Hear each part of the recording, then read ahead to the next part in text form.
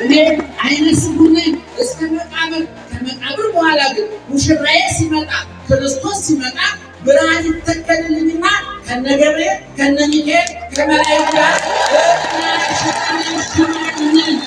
ማርያም እንደ ቃልህ ይደረግልኝ ብላ አሜን ብላ ባትቀበል አቡነ ተክለ ሃይማኖት አለበት። ወጣቶች ወደፊት ጊዜ ስትመርጡ ዝነኛ ሰውና በመልክ የሚበልጣችሁ ሰው አትምረጡ።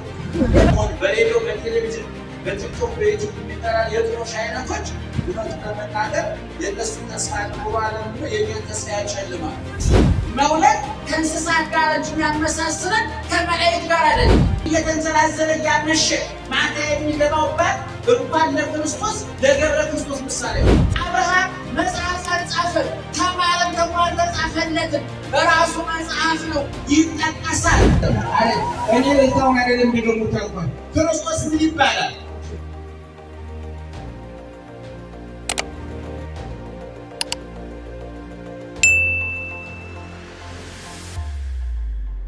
በስመ አብ ወወልድ ወመንፈስ ቅዱስ አሐዱ አምላክ አሜን። እግዚአብሔርን ብላችሁ ይቅርታውን ቸርነቱን አምናችሁ ከቅድስት ድንግል እናቱና ከቅዱሳን ባለሟሎቹ የሚገኘውን ጥበቃና ምልጃ ተስፋ አድርጋችሁ በዚህ ቅዱስ ቦታ እንድትሰበሰቡ እግዚአብሔር እግረ ሥጋችን ወደ ቦታው እግረ ልቦናችን ወደ ወንጌሉ ወደ ቃሉ ያቃናላችሁ የእግዚአብሔር ቤተሰቦች ምዕመናን እንዴት አደራችሁ? እንዴት አረፈዳችሁ? እንዴት ቆያችሁ?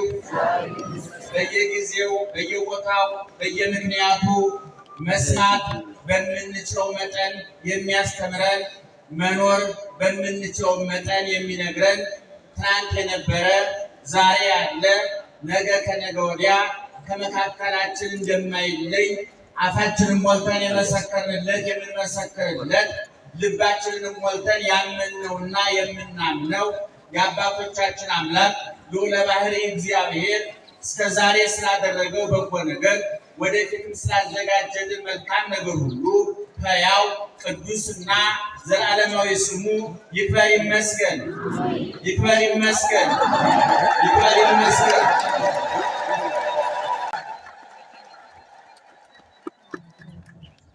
እናንተ የምትሰሙት እኛም የምንናገረው አይንሳን አይንሳችሁ። እግዚአብሔር በመላ በግምት በሳይሆን አይቀርም በይመስለኛል የግል ሀሳባችንን እንዳናፈስባችሁ ጆሮአችሁን ይጠብቅ እግዚአብሔር።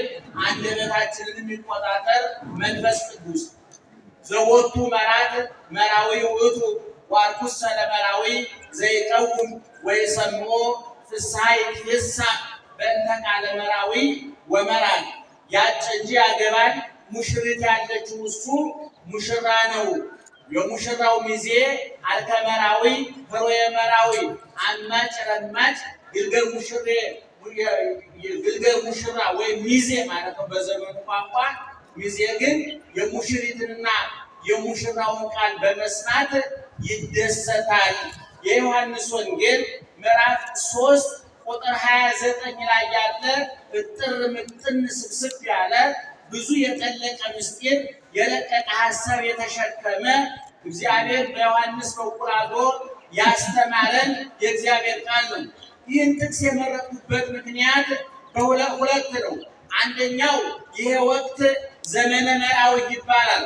ኦርቶዶክሳዊ ተዋሕዶ ቤተክርስቲያን የተሰራች ያለቀች የተጠናቀቀች የምትሄድበት መስመር ተሰምሮ ያለቀ ማንም ድንገት እንደ ሽሮ እየገነፈለ መስመር የማያሰምርላት የምትመራ እንጂ የማትመራ የምትሰራ እንጂ የማትሰራ ከፍ የምታደርግ እንጂ ማንም ከፍ የማያደርጋት በክርስቶስ ከፍ ሲል በክርስቶስ ዝቅ ሲል በወዳጆቹ ልክ ተቀዳ የተሰፋች የቀራንዮ ሙሽራ የኢትዮጵያ ሀብት ንብረት የሆነችው ኦርቶዶክሳዊ ተዋሕዶ ቤተክርስቲያን ከፍ ሲል እግዚአብሔርን ዝቅ ሲል እናቱን ከዛ በመቀጠል ደግሞ እንደ አቡነ ተክለ ሃይማኖት ያሉትን የባከነ ጊዜ የባከነ ገንዘብ የባከነ አካል የሌላቸው የተፈጠሩበትን ዓላማ ያወቁ እንደ እግዚአብሔርን በግብርም በክብርም እርሱን የመሰሉ ዓለምን አራቀው የጣሉ ነፍሳቸው ስጋቸው ለነፍሳቸው ያንበረከኩ ነፍሳቸውን ለክርስቶስ ያስማረኩ ቀራንዮ ላይ የክርስቶስ ቁስል የሚጠዘጥዛቸው ወበከመ ጻድቃን ሆኑ ነግዳነ ወሙታነ እምዝንቱ ዓለም ጻድቃን ከዚህ ዓለም ስደተኞች የዚህ ዓለም ሙት እንዲሆኑ ሁሉ ከማሁ ንሕነኒ ኮነ ሞትነ ወነግዳነ ኮነ እምንግሥተ ሰማያት እኛ ደግሞ በግልባጩ የመንግሥተ ሰማያት ሙቶች የመንግሥተ ሰማያት ተሰዳጅና ተፈናቃዮች ነን እንዳለው ሁሉ ቅዱሳን ጻድቃንን በቦታ በቦታቸው ስማቸውን ጠርታ ገድላቸውን አንብባ ታሪካቸውን ተርካ አንድ ለዋሉት ውለታ ምድራዊ ክፍያ ለመክፈል የጻድቃን ዋጋቸው ሁለት ነው። በሰማይ ሰማያዊ ርስት ይከፈላሉ፣ መንግሥተ ሰማያት ይገባሉ፣ በክርስቶስ ጋር ይነግሳሉ። ወከብረት ነፍሶሙ በውስተ ዓለማት ክልኤቲ ዘዚህ ወዘተሃ የቅዱሳን የጻድቃን የሰማዕታት ነፍሳቸው በሁለት ዓለም ከበረች ተብሎ በመቅድመ ወንጌል እንደተነገረ በዚህ ዓለም ስማቸው እንዲጠራ ታሪካቸው እንዲነገር ገድላቸው ድርሳናቸው ተአምራቸው እንዲነበብ ስማቸው ለትውልድ እንዲነገር አርአያነታቸው ጽላት እንዲቀረጽላቸው ቤተ ክርስቲያን እንዲታነጽላቸው ጸበል እንዲፈጥላቸው በስማቸው ድውይ እንዲፈወስላቸው ሙት እንዲነሳላቸው ሙተው እንዲኖሩ የፈቀደ እግዚአብሔር ነውና ለነሱ ጊዜውን ቦታውን መድባ ከብሉይ ከሐዲስ አውጣታ መሰረታዊ የሆነውን ዶግማዋን ቀኖናዋን ትውፊቷን ባህሏን የምታስተምርበት የተሰፈረ የተለካ መስመር አለ። ስለዚህ ኦርቶዶክሳዊ ተዋሕዶ ቤተክርስቲያናችን ክርስቶስን ውሃልክ መሰረት መደምደሚያ ጉልላት አድርጋ በሱ መሰረትነት ላይ የቆሙትንና ቅድም እንደተናገርኩት ተመሰሉ ኪያየ በከመ አነ እትሜሰሎ ለክርስቶስ እኔ ክርስቶስን እንደመሰሉ እናንተም ክርስቶስ እኔን ምሰሉ አፋቸውን ሞልተው መናገር የቻሉ ሐዋርያው ቅዱስ ጳውሎስ እኔ ክርስቶስን መስያለሁና አለ እናንተ ክርስቶስን ምሰሉ አለ። አንደኛ ቆሮንቶስ ምዕራፍ 11 ቁጥር 1 እኔ ክርስቶስን መስያለሁና እናንተም በአቅማችሁ በልካችሁ እኔን ምሰሉ አለ።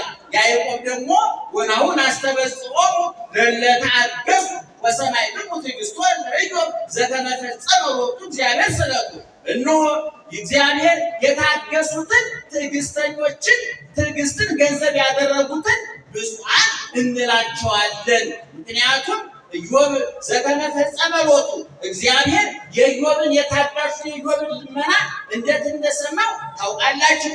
በዚህ ምክንያት እኛም የታገሱትን ብፁዓን እንላቸዋለን ባለው መሰረት ባለቤቱም ሲናገር ወበከመ አነ ሕያው አንትሙኒ ተሐይዩ እኔ ሕያው ነኝና እናንተም ከኔ የተነሳ ሕያዋን ትሆናላችሁ ተብሎ በተነገረው መሰረት ያቺ ሽቶ ላፈሰሰችው ሴትዮ ላፈሰሰችው ሴት ደሟን አላፈሰሰችም፣ አጥንቷን አልከሰከሰችም፣ አንገቷ አልታረደም፣ መከራ አልተቀበለች።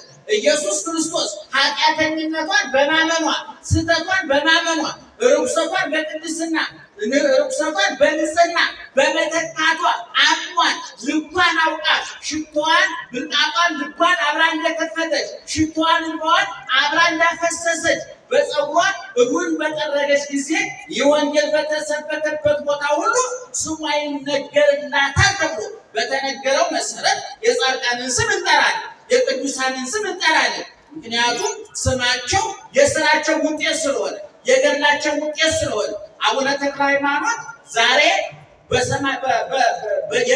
የነበሩበት ዘመን የዛሬ 800-900 ዓመት ገደማ ነው። 1000 ዓመት ልሞላ ዛሬ ታሪካቸው አዲስ ነው። ስማቸው ትኩስ ነው። ገድላቸው ፈዋሽ ነው። ጸበላቸው ያነጻል። ታምራቸው ድርሳና ገድላቸው ይጠግናል። የወደቀ ያነሳል። የተሰበረ ይጠግናል። ተስፋ ለቆረጠ ዓለም ለከዳው ገንዘብ፣ ጤና፣ ዘመን ለከዳው ኃጢአት ተስፋ ላስቆረጠው ውዥንብሩ፣ ውጣ ውረዱ፣ ፈተናው እንደማይበል እንደጎርፍ ለሚንጠው ዓለም እነዚህ አባቶቻችን ጸንተው በርትተው በመገኘታቸው ትምህርት ናቸውና እነሱን እናስታውሳለን። በሌላ በኩል ደግሞ ይሄ ወቅት ቅድም እንደተናገርኩት ሶስት ስያሜ አለው። አንደኛ ዘመን አስተርእዮ ይባላል። አስተራየ ማለት ደህና ደራችሁ አላችሁ አይደል? ይህ ወቅት ዘመነ አስተርእዮ ይባላል። ምን ማለት ነው? የመታየት ወቅት፣ የመገለጥ ወቅት። እግዚአብሔር ታየ፣ ተዳሰሰ፣ ተበላ፣ ተጠጣ። እግዚአብሔር የሚዳሰስ አካል ኖረው። በቤተልሔም ተወለደ፣ በናዝሬት አደገ፣ በዮርዳኖስ ተጠመቀ፣ በቀራንዮ ተሰቀለ፣ በጎልጎታ ተቀበረ፣ በቢታንያ አረገ ተብሎ ቦታ ተወሰነለት። 40 ዓመት 40 ቀን 12 ዓመት 30 ዓመት ሞላው ተብሎ ዘመን ተቆጠረለት። አዘነ፣ ተደሰተ፣ ጾመ፣ ተራበ ተብሎ ሁኔታ ተነገረለት። ከቦታ ከጊዜ ከሁኔታ ቁጥጥር ውጭ የነበረ እግዚአብሔር በቦታ የማይወሰን በጊዜ የማይወሰን በሁኔታ ውስጥ የማለፍ ግዴታ የሌለበት ባህርያዊ ዘላለማዊነት ያለው እግዚአብሔር ለእኛ ሲል ከልዕልና ወደ ታች ወርዶ ከድንግል ተወልዶ በጨርቅ ተጠቅልሎ በበረት ተጥሎ ለእኛ የሚነገሩት ቃላት ተነገሩለት። መራብ፣ መጠማት፣ መወሰን፣ መሰደድ፣ መገረፍ፣ መጾም፣ መጸለይ፣ መስገድ፣ መሞት፣ መገነዝ፣ መቀበል አዳማዊ ጠባይ ነበር። ሔዋናዊ ግብር ነበር። በእኛ ላይ የመጣ ፍዳና መከራ ነበር። እግዚአብሔር ለእኛ ሲል ለእኛ የሚነገሩትን ቃላት ተቀበላቸው። ሰማይና ምድር የዘረጋ እግዚአብሔር በጠባብ በረት ተወለደ። ሰማይ ዙፋኑ፣ ምድር መረገጫ የሆነለት እግዚአብሔር ትንንሽ እጆች ኖሩት፣ ትንንሽ እግሮች ኖሩት። ዳደ ብሎ አደገ። ወፍ የቆመች ብሎ መቆም ተለማመደ። በድንግል ማርያም ሰማይ ዙፋኑ የሆነለት እግዚአብሔር በድንግል ማርያም ጭን ላይ ተቀመጠ። በጀርባዋ ታዘለ። በፀሐይ አብስሎ በዝናብ አብቅሎ የሚመግብ እግዚአብሔር ከድንግል ማርያም ጡቶቿን ይዞ ቆጠባ።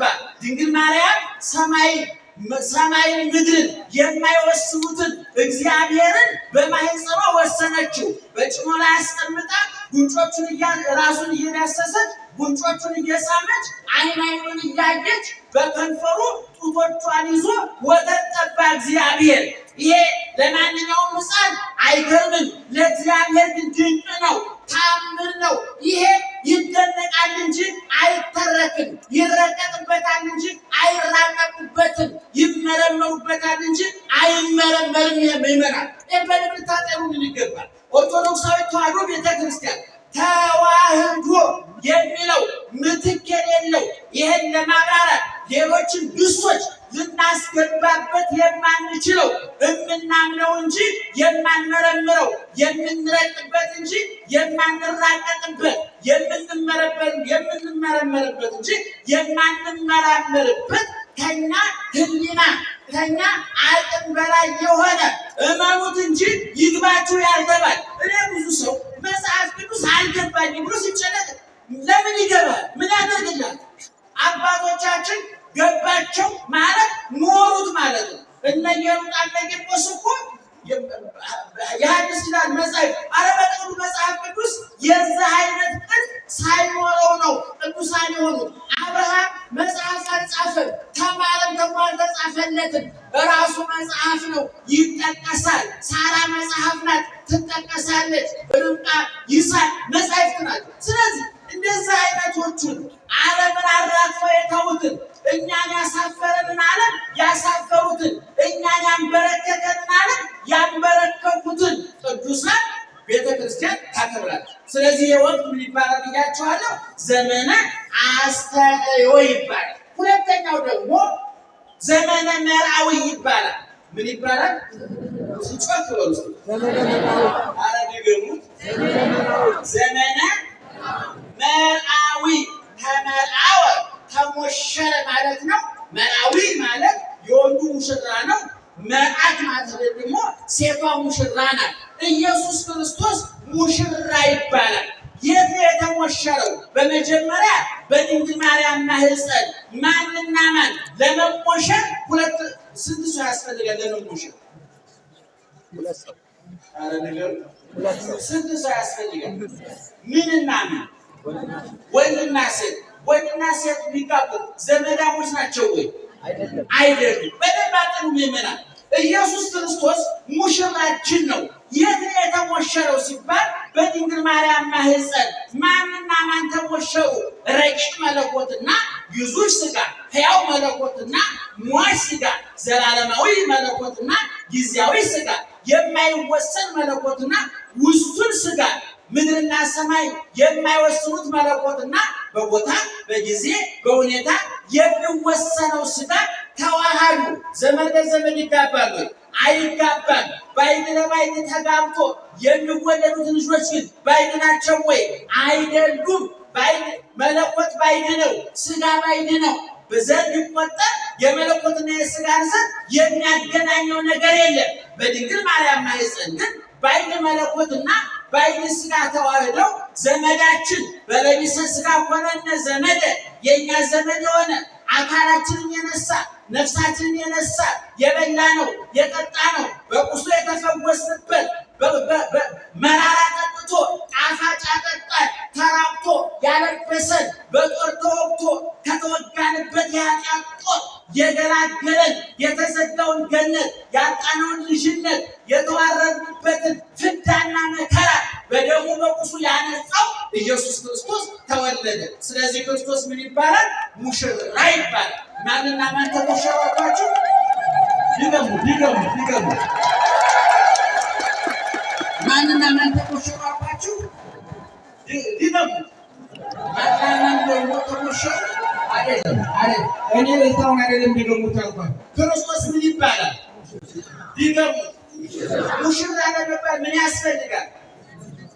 ሙሽሪት ታስፈልጋለች አይደል? ራሱ ሙሽሪትና ሙሽራው ባይድና ባይድ በሰርግ ቤት ይሞሸራሉ፣ በጫጉላ ይሞሸራሉ። ይገርማቸዋል። በብሉይ ኪዳን እግዚአብሔር እንዲህ ተብሏል። በትንቢተ ኢሳይያስ ምዕራፍ 54 ቁጥር 5 ላይ ፈጣሪሽ ባልሽ ነው ተብሏል። እግዚአብሔር ባል ይባላል። ይሄ ዝርዝሩ ማለት ያልኳቸዋል። ይሄ እየሰከረ እየገባ የወሮጭ ሲጣየቅ ጡጦ እንደተነጠቀ ሕፃን የሚያጉረመርመው የትም እየተንዘላዘለ እያመሸ ማታ የሚገባው ባል እንኳን ለክርስቶስ ለገብረ ክርስቶስ ምሳሌ ነው። ለእግዚአብሔር ምሳሌ ነው። እግዚአብሔር ባል የተባለው እንደ አብርሃም አይነቱ ባል ነው። አብርሃም ሚስቱ ሳራ መካን ነበረች። ምዕመናን የዛሬ 4000 ዓመት መካን መባል መከራ ነበር፣ እርግማን ነበር የሚባለው። ዛሬ እግዚአብሔር ይመስገን መካንነት እርግማን አይደለም፣ ከታወቀበት በረከት ነው። በቀደም በቴሌቪዥን ሰምታችሁ ከሆነ ተናግሬያለሁ። መውለድ ከእንስሳት ጋር እንጂ የሚያመሳስለን ከመላእክት ጋር አይደለም። ልጅ ያጣችሁ ሰዎች እንዳይገርማችሁ እንዳይደንቃችሁ፣ እኛ እንደወለድነው ከብቶቹም ተዋልደዋል፣ በጎቹ ተራብተዋል። አይጥና ድመት የሚወልደው ቁም ነገር እንዳይመስለን። ዋናው ከእግዚአብሔር ተወለዱ፣ እናንተ ክበሩ፣ ግን ገነት መንግሥተ ሰማያትን አትጡ እንጂ ልጅን የሚተካ እግዚአብሔር ከእናንተ ጋር ነው። ልጅን የሚተካ ኢየሱስ ክርስቶስ በቤታችሁ ነው። እና በብሉይ ኪዳን እግዚአብሔር ባል ይባላል፣ እስራኤላውያን ደግሞ ሚስት ይባላሉ። በአዲስ ኪዳን ደግሞ ሙሽራው ክርስቶስ ይባልና በሙሽርነት ውስጥ ደግሞ የመለኮትና የሥጋ ተዋህዶ በሙሽሪትና በሙሽራው ተመስሏል። ክርስቶስና ቤተክርስቲያን በሙሽሪት ተመስሏል። እኔ ከዚህ ቀጥሎ የምነግራችሁ ደግሞ ዋርኩስ ሰለማዊ። እሺ፣ በሰርግ ቤት ስንት ታዳሚዎች አሉ? ደህና ዋላችሁ? ስንት ታዳሚዎች አሉ? ሙሽሪትና ሙሽራው አሉ። ቀጥሎስ ይህን የነገረ ሰው በእውነት በኋላ ሸልማል። በሰርግ ቤት ያሉትን በቅደም ተከተል መጥራቸው።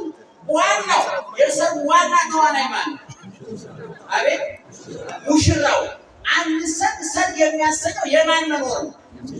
የሙሽራው መኖር። በተለይ የኛ ዘመን እውነቱን ለመናገር ለውስ ውስጥ ሀብት አለን ብላችሁ የምትአምኑ ሰዎች ካላችሁ፣ በነገሩ በዘመን ሀብት አለ ብሎ ማመን የጥናት ጉድለት እንጂ ሀብታም የለም። ግን አለን ብላችሁ ካመናችሁ ግን እኔ የጥሮሹ የሰሞን በሬዲዮ በቴሌቪዥን በቲክቶክ በዩቲዩብ የሚጠራ የጥሮሽ አይነቶች እውነቱን ለመናገር የእነሱ ተስፋ ኑሮ አለም ብሎ የእኛን ተስፋ ያጨልማል። ወደፊት ለመጋባት ያሰቡ ያን ጥሮሽ እያየ ያን የሽምግልና ስርዓት እያየ እንዴት አድርጎ ሽማግሌ እንደሚችል ሐሞቶ የፈሰስ ብዙ ወጣት አንድ በእውነት እንደው አበባ በማንጋጋት ስንት አበባ በሚረግፍበት ሀገር ቁጭ ብለን ዳቦ በልቶ ውሃ ጠጥቶ እርቃንን ሸፍኖ መኖር የቅንጦት ዕቃ በሆነበት ዓለም ሀገር ውስጥ እየኖሩ የተገነጠለ ኑሮ መኖር የተገነጠለ ኑሮ ነው። ከማህበረሰቡ ጋር የማይገናኝ የማይመሳሰል እንደው የምታደርጉ ሰዎች ብታስቡበት ክርስቲያኖች ከሆናችሁ ብታማክሩ ለማለት ነው። እና ዞዞ ዋርኩስ ሰለመራዊ በሰርግ ቤት አንደኛ ሙሽሪትና ሙሽራው አሉ፣ ሁለተኛ መብል መጠጥ አለ፣ ሶስተኛ እንደ ጥንቱ ዘፈን ጨዋታ ነበረ። በአሁኑ ጊዜ በመዝሙር ተተክቷል። እሱ ብዙ የሚያነጋግር ነገር ነው። ወደዛ ዝርዝር ጉዳይ አለ። ክርስቶስ ሙሽራ ተባለና ዮሐንስ መጥምቅ ምን ተባለ? ሚዜ ተባለ። በዮሐንስ መጥምቅ ውክልና ደግሞ ጻድቃን፣ ሰማዕታት፣ ቅዱሳን የማን ሚዜዎች ናቸው? የክርስቶስ ሚዜዎች ናቸው። የሚዜ ዓላማው ምንድን ነው? ሙሽራውን ከፍ ማድረግ ነው። እኔ አንዳንድ ቀዥቃዣ ሚዜ ሙሽራውን የሚውጣል ከዚህ ተማግረን ወጣቶች ወደፊት ሚዜ ስትመርጡ ዝነኛ ሰውና በመልክ የሚበልጣችሁ ሰው አትምረጡ። በጣም ስህተት ነው። ዝነኛ ሰው የእናንተ ሚዜ ከሆነ እናንተ ትረሳላችሁ። ሚዜ በመልክ የሚበልጥ ከሆነ ሰው እናንተ ተረስቶ ያቺን ሴት ልትል። ስለዚህ ሰው በመልክ የሚበልጠው ሰው ሚዜ ማድረግ የለም። ቅዱሳን የክርስቶስ ሚዜ የተባሉ ልካቸውን ያወቁ ስለሆኑ ሙሽራውን የሚያወቁ ስለሆኑ ነው። እየሰማችሁ ነው? ሙሽራው ከፍ አሁን ዮሐንስ መጥምቅ ምን አለ? ሰዎች እኮ መጥተው ዮሐንስ አሉ ያ አንተ የጫማውን ማሰሪያ ልፈታ አይገባኝም የተከበረ ነው ስትል የነበረው እኮ ተማሪዎችን ገልብጦ ወሰደብህ። ህዝቡ አንተን እርግፍ አድርጎ ጥሎ እሱን ተከተላሉ። ማንን የተከተሉት? ክርስቶስን። ለማን ነው እየተነገረ ያለው? ለዮሐንስ። ሙሽራው ማን ነው አልኳችሁ? ክርስቶስ። ዮሐንስ ምንድን ነው ብያቸዋለሁ? ሙሽራ ማን ነው? ሚዜ። አሁን ዮሐንስ ምን አለ? እንዴ እኔ የደከምኩት ታዲያ ይሄን ለማድረግ አይደለም ወይ? የሚዜው እኮ ትግል ሙሽሪትና ሙሽራውን አገናኝቶ ለፍሬ ማብቃት ነው። የኔ ስራ እናንተን ከእውነተኛው ሙሽራ ከክርስቶስ ጋር ማጨት ነው፣ ማገናኘት ነው፣ ማጋባት ማዋሃድ ነው አለ ዮሐንስ። የት አይነት ጥልቅ ምስጢር መሰላችሁ ምዕመናን! እና ቤተክርስቲያናችን አቡነ ተክለ ሃይማኖት በዮሐንስ በኩል የክርስቶስ ሚዜ ናቸው። እነ መርቆሬዎስ እነ ምን ስፍር ቁጥር አላቸው ምዕመናን። ሚዜ ለመሆን እኮ መለኪያ ነው አይደል? ሰው አንድ ሰው ስታወርቆ ምን ትላላችሁ? እገሌ ወዳጄ ነው ስትሉ ቀጥለ ምንድነው? እንደውም እኮ ሳገባ ምን ነበር ትላላችሁ? ሚዜ ነበር ይባላል። ሰው ሚዜ የሚያደርገው የወደደውን ሰው ነው፣ የሚተማመንበትን ሰው ነው፣ የሚቀርበውን ሰው ነው። ስለዚህ ክርስቶስ ደግሞ ወዳጆቹ ምን ብላቸዋል? እይብለክሙ አግብርቴ አላ አይርቴ፣ ከዛሬ ጀምሮ ባሮቼ አልላችሁም ወዳጆቼ እላችኋለሁ፣ ሚዜዎቼ ናችኋል። ከዚህ በላይ ምን ይመጣል ወገኖቻችን? ከዚህ በላይ ምን ስልጣን ይመጣል? እና ባለቤቱ አይብለክሙ አይርቴ እስማዓለ ሐረይኩክሙ ወሰብኩክሙ፣ እኔ መረጥኳችሁ እንጂ እናንተ አልመረጣችሁኝም። ሚዜን የሚመርጠው ሙሽራ ሚዜውን ይመርጣል እንጂ ሚዜው ሙሽራውን አይመርጥም። ክርስቶስ ይመርጣል እንጂ አይመረጥም። ይሾሙታል እንጂ ይሾማል እንጂ አይሾምም። እግዚእ ዘይግዝዎ ንጉሥ ዘይሰይምዎ። አያችሁ፣ የማይሾሙት ንጉሥ፣ የማያበድሩት ባለጸጋ፣ የማይነቅፉት ጌታ ሙሽራ ይባላል ክርስቶስ። በሰርግ ቤት መጠጥ አለ አይደለም? ምግብ አለ አይደለም? ሰርግ ቤት ቤተክርስቲያን ናት። መብል መጠጣችን ቀራንዮ ላይ የተጠመቀው የክርስቶስ ደም የተቆረሰው የክርስቶስ ሥጋ ነው። በሰርግ ቤት የሙሽሪትና የሙሽራው የቅልቅል ፕሮግራም ታውቃላችሁ? ምንድን ነው? አቤት! የሙሽራው ዘመን ላይ ሙሽሪት ዘመኑ ምን የሚያደርጉበት ነው? የሚጓዱ።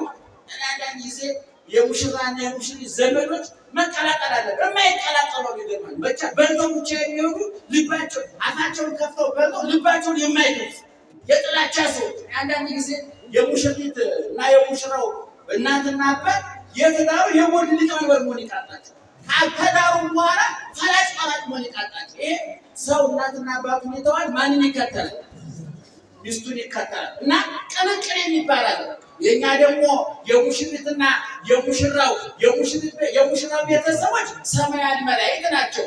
የሙሽሪት የቤተክርስቲያን ቤተሰቦች እኛ ነን። የተቀላቀል ዮም አደ መሬተ ሆሙ መላእክት ወሰብ ከመ ይሰብኩ ለክርስቶስ በቃለ አሚን። በቤተልሔም ክርስቶስ ሲወለድ ሰማያውያን የሙሽራው የመለኮት ሚዜዎች ቤተሰቦች መላእክት የሥጋ ቤተሰቦች እኛ በቤተልሔም ተገናኝተን አንድ አይነት ምስጋና መሰገን ተዋሃድን። መላእክትና እኛ ይገርማቸዋል። እስከ ዕለተ ምጽአት ነው እንጂ መላእክት የሚረዱን ከዕለተ ምጽአት በኋላ ክርስቶስ ከመጣ በኋላ መንግሥተ ሰማያት ከገባን በኋላ ሚካኤልና እኔና ሚካኤል ሰራይ ገባሬ ሰናይ ንፍቁን ቅዳሴ ነው የምንገባ። ይገርማቸዋል። በሰማይኛ ካህናት ነን፣ ቀዳሾች ነን። ሚካኤል በሰማይ ጓደኛችን ነው፣ ከጎናችን እኩል ነው የምንሆነው። ይሄ ፈቃድ በሰማይ እንደሆነ እንዲሁም በምን ይሁን በምድር ይሁን። ዛሬ እኛ ብቸኞች ነን፣ ስደተኞች ነን፣ ረሃብተኞች ነን፣ በሽተኞች ነን፣ ተስፋ ቢሶች ነን፣ ተፈናቃዮች ነን። መከራው እንደ ጎፍ ይወርድብናል። ይሄ ግን ክርስቶስ ሲመጣ መድረኩ ይዘጋል፣ መጋረጃው ይዘጋል። መከራው፣ ስደቱ፣ ረሃቡ፣ ጥሙ፣ መገፋቱ፣ መግፋቱ፣ ማሰደዱ፣ መሰደዱ ይዘጋና ከሙሽራችን ጋር በሰማይ እንነግሳለን። እኔ አይነ ስውር ነኝ እስከ መቃብር እኔ አይነ ስውር ነኝ እስከ መቃብር። ከመቃብር በኋላ ግን ሙሽራዬ ሲመጣ ክርስቶስ ሲመጣ ብርሃን ይተከልልኝና ከነ ገብርኤል ከነ ሚካኤል ከመላእክት ጋር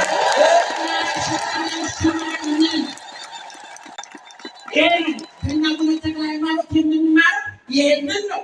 የሚታየውን ወርቁን፣ ብሩን፣ መብሉን፣ መጠጡን ልብላ ልብላ፣ ልጠጣ ልጠጣ፣ ላመንዝር የሚለውን ስጋዊ ፍላጎታቸውን በቀራንዮ መስቀል ምላጭነት ቆርጠው የጣሉ ስሜታቸውን የገረዙ አስተሳሰባቸውን ገፈው የጣሉ አዲስ ሰውነት አዲስ ልብ የኖራቸው ዛሬ በሰማይ ነግሰዋል በገነት። ኋላ ደግሞ አብረን እንነግሳለን። ለዚህ ነው ሐዋርያው ቅዱስ ጳውሎስ ወበንተዝ እየሐፍር እግዚአብሔር ከመ ይትበሃል አምላኮሙ እስመ አስተዳለወ ሎሙ ሀገረ እንተ ተሰፈው። እግዚአብሔር የአብርሃም አምላክ የይስሐቅ አምላክ የተክለ ሃይማኖት አምላክ የጊዮርጊስ አምላክ ሲባል አያፍርም ማለት። ለምን? እስመ አስተዳለወ ሎሙ ተስፋ ያደረጉትን ሀገር አዘጋጅቶ ይጠብቅላቸዋልና።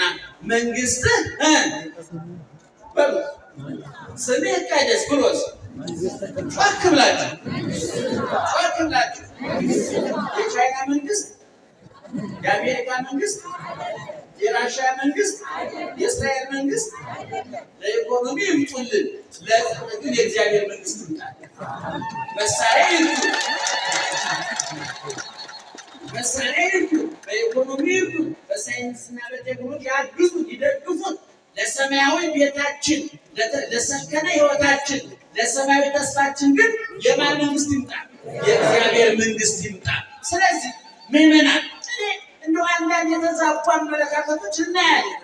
ኦርቶዶክሳዊ ተዋሕዶ ቤተክርስቲያን ስለ ቅዱሳን ያላትን መረዳት ያልተረዱ፣ ሳይገቡ የወጡ፣ ሳይቆሙ የተቀመጡ፣ ተስፋ የቆረጡ፣ በእውነቱ ሆዳቸው ከምግብ ጭንቅላታቸው ከንባብ አንደበታቸው ከጥበብ የታጎለ ሰይጣን መሳሪያ አድርጎ ወኪል ያደረጋቸው ሰይጣን የዓመት ፍቃድ ቢወጣ እኛ እንሰራዋለን ሰንበት በዛው ማለት የሚችል ክፉ ሰዎች የቤተ ክርስቲያን ሲያጠፉ ይሰማል። እኛ አቡነ ተክለ ሃይማኖት የወደድናቸው ተወደው ስለተገኙ ነው። ያከበርናቸው ተመርጠው ስለተገኙ ነው። ማርያም የምንለው ማርያም ስለሆነች በልግስና አይደለም፣ በትብብር አይደለም። እኛ ካልጠራናት ማን ይጠራታል? ምስኪን ወድቃ እንዳትቀር ብለን አይደለም። ከፍ አድርጋ ከፍ ስላደረጋችን መታመን ታላቁ ሊቅ ዮሐንስ ቄርሎስ ወላዲተ እግዚአብሔር ቃል ሆነት ልማደ ድንግል ማርያም አለ። አስተማሪ አይደለችም፣ እራሷ ትምህርት ናት አለ። እንጂ ዳቦ አዝላ የምትራብ የሕይወት ውሃ አዝላ የምትጠማ ሰማይና ምድር በማኅፀኗ ወስና ይዛ ረሃቡ ጥሙ ያልገረማት ያልደነቃት ነፍሷ እግዚአብሔርን ያከበረች መንፈሷ በአምላኳ በፈጣሪዋ ደስታ ያደረገች የደስታ መለኪያው መብላት፣ መጠጣት፣ መዝናናት፣ መደሰት እንዳልሆነ እየተሰደደች የምታመሰግን እየተራበች የምትዘምር በቤተልሔም ዋሻ በብር ወልዳ በምስጋና የተጥለቀለቀች ዓለም መብላት፣ መጠጣት፣ መደሰት የደስታ መለኪያ ነው ብሎ በሚያምነው ከንቱ ዓለም የለም መራብ፣ መጠማት፣ መሰደድ የደስታ ምንጭ ነው ብላ በአምላኩ ሐሴት ያደረገች ድንግል ማርያም ናት። ድንግል ማርያም እንደ ቃልህ ይደረግልኝ ብላ አሜን ብላ ባትቀበል አቡነ ተክለ ሃይማኖት አልነበሩ፣ ጳውሎስ ጴጥሮስ አልነበረ፣ ጥምቀት ተንሣኤ አልነበረ። እንዲያውም ሊቁ ሲናገር ድንግል ማርያም እንደ ቃል ይደረግልኝ ብላ ስትናገር ብርሃን ይሁን ብሎ ዓለም እንደፈጠረበት አይነት ለውጥ መጣ። ድንግል ማርያም እሽታዋን በመስጠቷ፣ ታማኝና በመገኘቷ፣ ታዛዥና በመገኘቷ